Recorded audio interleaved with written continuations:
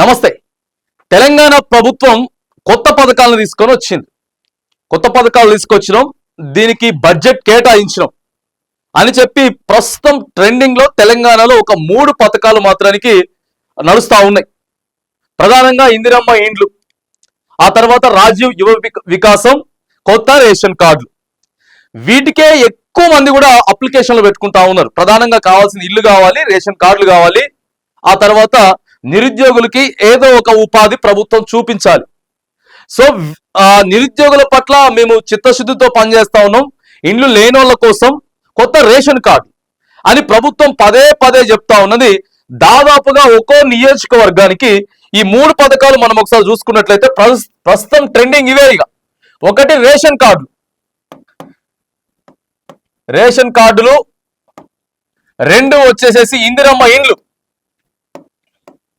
ఇందిరమ్మ ఇండ్లు, ఆ తర్వాత రాజీవ్ యువ వికాసం. దరఖాస్తులు మస్తుగా ఇప్పటికే 12 లక్షల దరఖాస్తులు వచ్చినాయి.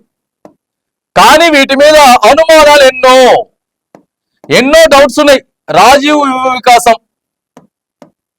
ఇప్పటివరకు రాజీవ్ వికాసం ఒక్కసారి మనం చూసుకున్నట్టయితే వీటి మీద చాలా సందేహాలు ఉన్నాయి. ఎందుకంటే వీటన్నిటి కూడా పేద మధ్యతరగతి వాళ్ళే అర్హత సాధిస్తారు.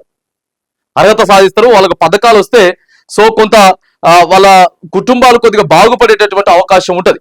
రాజీవ్ వికాసం దాదాపుగా ఓ 3 లక్షలు 4 లక్షలు వస్తే సో కొంత కుటుంబ పోషణకి కానీ లేకపోతే ఇంకా ఇతరత్ర ఉపయోగపడుతుంది అని చెప్పి ఎంతో మంది దరఖాస్తులు పెట్టుకుంటా ఉన్నారు.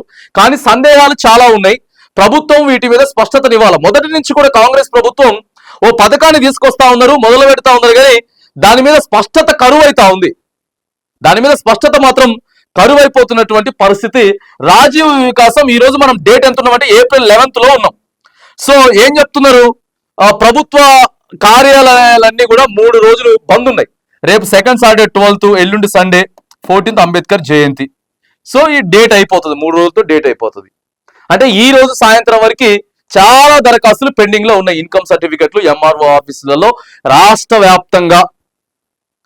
దీనికి తోడు ఓ 2 నుంచి 3 రోజుల నుంచి అసలు ఆన్లైన్ నడుస్తలేదు. టిఎస్ ఓబిఎంఎంఎస్ లో ఆన్లైన్ చేసుకోవాలి. నువ్వు ఎన్నిసార్లు డేటా మొత్తం ఎంటర్ చేసి లాస్ట్ కి ఆప్షన్ ఓకే కొట్టి ఫైనల్ చేసినా కూడా తీసుకుంటలేరు. సో అదొక 3 రోజుల నుంచి నడుస్తా ఉన్నది. ఆ తర్వాత ఇన్కమ్ సర్టిఫికెట్ రావు. 14వ తారీఖు లాస్ట్ అంటే 3 రోజులు హాలిడేసే. సో మరి ఎట్లా? ఇప్పటి వరకు దాదాపుగా వస్తాయి అనుకున్నటువంటి అంచనాలు దాదాపుగా 15 నుంచి 18 లక్షలు వస్తాయి దరఖాస్తులు అని చెప్పేసి అనుకున్నారు. కానీ కేవలం ఇప్పుడు 12 లక్షల దరఖాస్తులు మాత్రమే వచ్చినాయి. మరి ఇంకొక 5-6 లక్షల మంది మరి ఎట్లా వాళ్ళు ఉపయోగం లేదు వాళ్ళకి పథకం. అంటే ఛాన్స్ లేకుండా అర్హత ఉన్నా కూడా అప్లై చేసుకునే దానికి అవకాశం లేకుండా పోతా ఉన్నది రాజీవ్ యువ వికాసం. ఆ తర్వాత ఇందిరమ్మ ఇండ్లు. ఇక ఇది సంవత్సరం నుంచి ఉన్నటువంటి గందరగోళం. సంవత్సరం నుంచి ప్రతి నియోజకవర్గానికి ప్రతిష్టాత్మకంగా మనం 3,500 ఇండ్లు ఇస్తా ఉన్నాం. ప్రతి ఒక్కరికి 5 లక్షల రూపాయలు చొప్పున అని చెప్పి ఎంతో మంది ఇండ్లు లేని వాళ్ళు ఈ ఇళ్ల కోసం ఎదురు చూస్తా ఉన్నారు. వానాకాలం కూడా దగ్గర పడింది. వానాకాలం దగ్గర పడినా కూడా ఈ పథకం మీద ఇంకా స్పష్టత లేదు. ప్రతి మండలానికి ఓ గ్రామాన్ని పైలట్ ప్రాజెక్టుగా ఎంచుకున్నాం. ఇప్పటికే మొత్తం తీస్తా ఉన్నాం, పునాదులు తీస్తా ఉన్నాం. ఇంకేంది బేస్ మట్టం అయిపోతుందని చెప్పారు, కానీ కొంతమంది బేస్ మట్టం కూడా కంప్లీట్ అయినాయి. మరి వారికి ఇంతవరకు 1 లక్ష రాలేదు. మిగతా గ్రామాలలో ఉన్నటువంటి వాళ్ళ కోసం సో అవి ఇంకా రాలేదు. వీటన్నిటి మీద కూడా ఇందిరమ్మ ఇండ్ల మీద కూడా ప్రధానమైనటువంటి డౌట్స్ అన్ని ఉన్నాయి. ఆ తర్వాత రేషన్ కార్డులు. ఇక రేషన్ కార్డులు పేర్లు రేషన్ కార్డులు ఇస్తున్నారు, కానీ ఆ రేషన్ కార్డులు ఇంకా కొత్త వాళ్ళకి రేషన్ కార్డు రాలేదు. చాలా తప్పిదాలు జరిగినాయి. వీటి మీద కూడా రీవెరిఫికేషన్ జరగాలి. కొంతమంది చిన్నపిల్లల పేర్ల మీద యజమానులుగా రేషన్ కార్డులు వచ్చినాయి, పేర్లు వచ్చినాయి.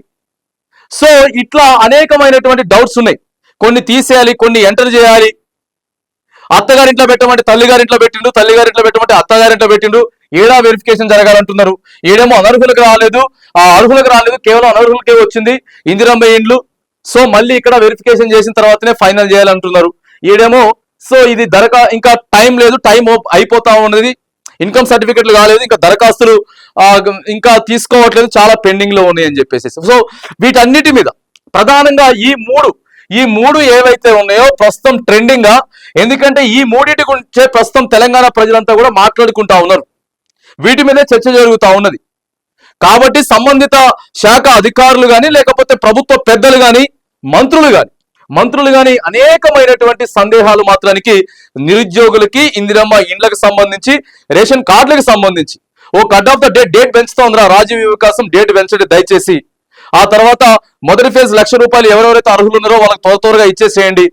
రేషన్ కార్డులు కూడా రాక చాలా రోజులు చాలా సంవత్సరాలు అవుతా ఉన్నది.